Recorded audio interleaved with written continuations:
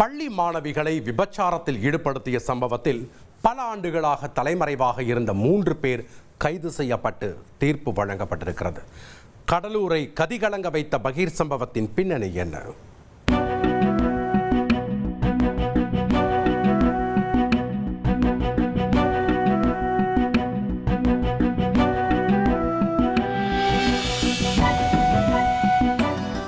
இரண்டு பள்ளி மாணவிகளை கடத்தி விபச்சாரத்தில் ஈடுபடுத்திய சம்பவம் கடந்த 12 ஆண்டுகளுக்கு முன்னர் திட்டக்குடியை திக்குமுக்காட வைத்தது. அந்த சம்பவத்தில் ஏற்கனவே 17 பேருக்கு தீர்ப்பு வழங்கப்பட்ட நிலையில் தற்போது மேலும் 3 பேருக்கு 10 ஆண்டுகள் சிறை தண்டனை விதிக்கப்பட்டிருக்கிறது.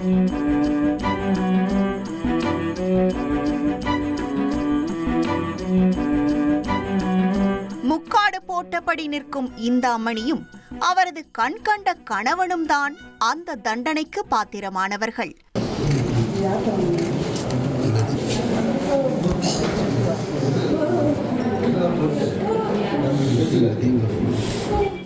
அப்பாவி பள்ளி மாணவிகளை விபச்சாரத்தில் தள்ளி சீரழித்த கொடூர கும்பலின் பின்னணியை அறிய ஒரு மாமங்கம் பின்னோக்கி செல்ல வேண்டும்.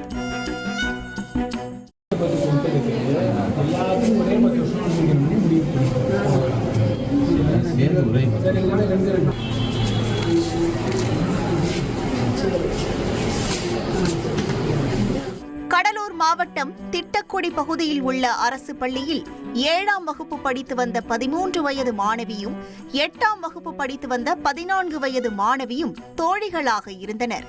இந்த மாணவிகளை அப்பகுதியில் இட்லி கடை நடத்தி வந்த தனலட்சுமி என்ற பெண் மிரட்டி அவரது கள்ளக்காதலன் ஆனந்தராஜின் காமப்பசிக்கு இரையாக்கினார். காதலனின் காமப்பசி தீர்ந்ததும் 2 மாணவிகளையும் விபச்சாரத்தில் ஈடுபட வைக்க திட்டம் போட்டிருக்கிறார் தனலட்சுமி. அதன் பிறகு மாணவிகளை விருதாச்சலத்தில் உள்ள விபச்சார புரோக்கர் கலா என்பவரின் வீட்டுக்கு கடத்தி சென்று அதே பகுதியைச் சேர்ந்த அன்பு என்ற செல்வராஜ் மூலம் கட்டாயப்படுத்தி விபச்சாரத்தில் தள்ளியிருக்கிறார்கள்.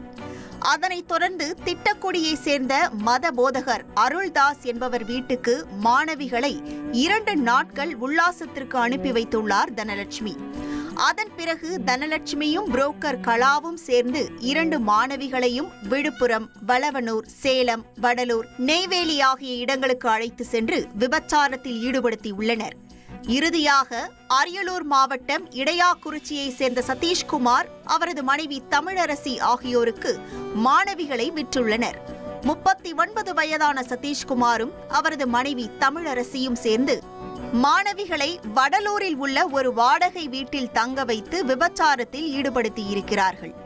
இந்த சூழலில்தான் 2 மாணவிகளும் கேடி தம்பதி அசந்த நேரத்தில் அங்கிருந்து தப்பி ஓடி வந்து திட்டக்குடி போலீசில் தகவல் தெரிவித்தனர்.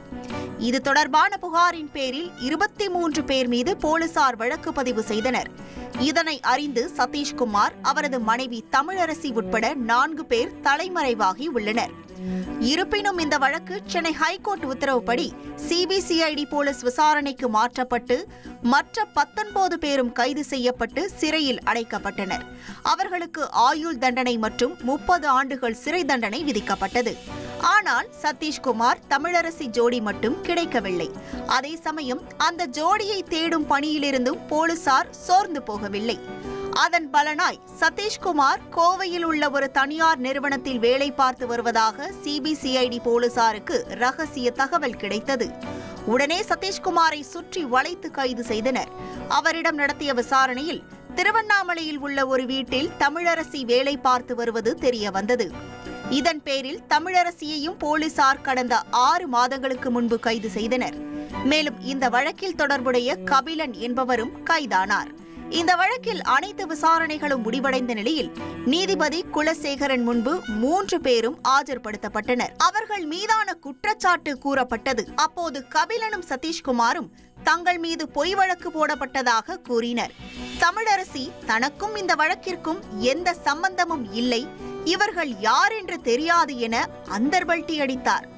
ஆனால் தொடர்ந்து நடந்த வாதங்களில் அவர்கள் மீதான குற்றம் நிரூபிக்கப்பட்டதாக கூறி நீதிபதி தண்டனை விவரத்தை அறிவித்தார்.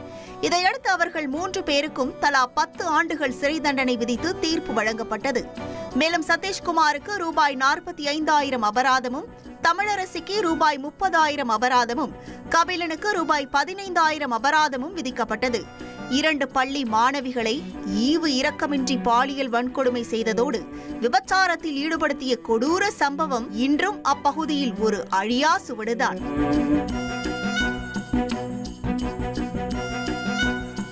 ட்ரெண்ட ஃப்ரெண்ட் ஆக்கிக்கோங்க. தந்தி டிவியின் சப்ஸ்கிரைபர்ஸ் அண்ட் ஃபாலோவர்ஸ் குடும்பத்துல நீங்களும் இணையுங்க.